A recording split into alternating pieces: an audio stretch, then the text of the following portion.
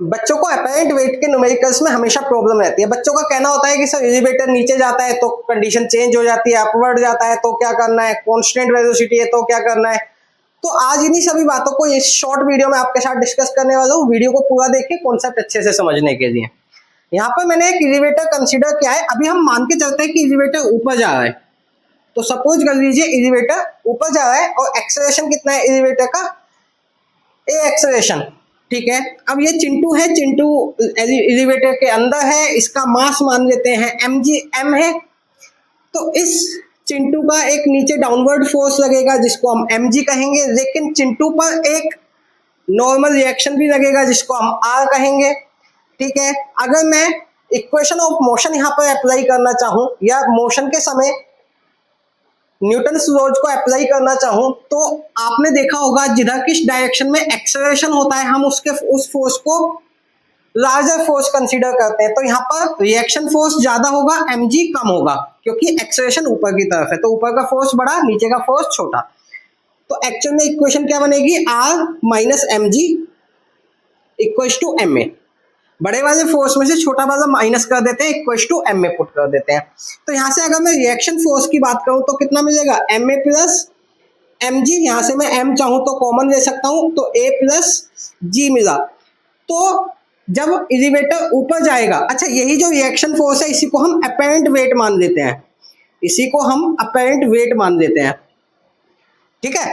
तो जब एलिवेटर ऊपर जाएगा तो अपेरेंट वेट कितना होगा, m इंटू ए प्लस जी। सीधी सी बात है कि mg जो एक्चुअल वेट है उसमें m में और ऐड कर देना है आपको, क्लियर है। याद रहेगा तरीका, क्या करना है, इक्वेशन न्यूटन लॉज को अप्लाई करना है यहाँ पर। ये एक्चुअल में न्यूटन सेकंड लॉ होता है, इसको हम क्या कह सकते हैं, एफ नेट, भाई एफ नेट कह सकते हैं ना, अपोजिट फोर्सेज को माइनस किया है इक्वल टू एम में, ठीक है। तो न्यूटन सेकंड लॉ ही अप्लाई करना है बेसिकली, और कुछ नहीं। और यहाँ से रिएक्शन फोर्स जो आएगा वही आपका अपेरेंट वेट होगा। चलिए अब मान लेते हैं ए एक्सेलरेशन से ये एलिवेटर नीचे जा रहा है। जब नीचे जाएगा तो नीचे का फोर्स बड़ा मानेंगे, माने अब क्या बड़ा हो जाएगा, mg, और रिएक्शन फोर्स छोटा हो जाएगा। एक्सेलरेशन की डायरेक्शन वाला फोर्स बड़ा माना जाता है, तो क्या बनेगा, mg minus reaction equal to ma।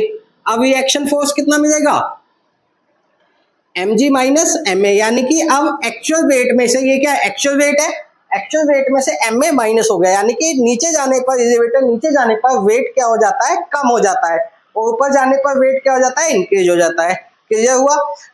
अब एक न्यूमेरिकल ऐसा भी मिलता है जहां हमसे कहा जाता है कि वेलोसिटी कांस्टेंट है। तो याद रखना, अगर वेलोसिटी कांस्टेंट है, अगर वेलोसिटी कांस्टेंट है तो एक्सेलरेशन क्या होगा, जीरो।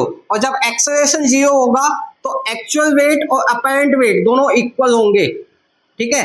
एक्चुअल वेट और अपेरेंट वेट दोनों इक्वल होंगे, यानी कि वेट में कोई भी चेंज नहीं आएगा। ऐसी कंडीशन में अपेरेंट वेट और actual weight equal to mg ही रहेगा। क्लियर हुई बात। अगर कॉन्सेप्ट में कोई डाउट है तो कमेंट बॉक्स में बताइए।